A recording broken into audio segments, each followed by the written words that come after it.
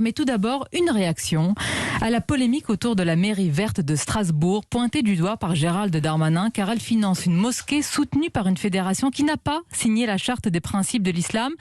Est-ce que ça revient, selon vous, à financer les ennemis de la République ? On a manifestement là une traduction de l'islamo-gauchisme. Et les ambiguïtés de certains partis politiques ou de certains dirigeants de ces partis éclatent au grand jour. C'est-à-dire qu'on a une association qui est subventionnée avec de l'argent public, et cette association refuse de signer la charte des principes de l'islam en République française.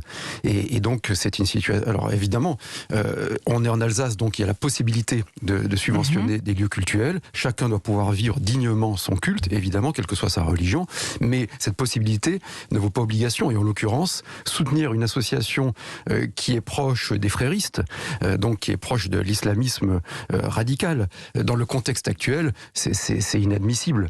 Et c'est une question politique forte. Et puis il y a aussi des enjeux stratégiques. On est sur une mosquée et une association qui est très proche de la Turquie.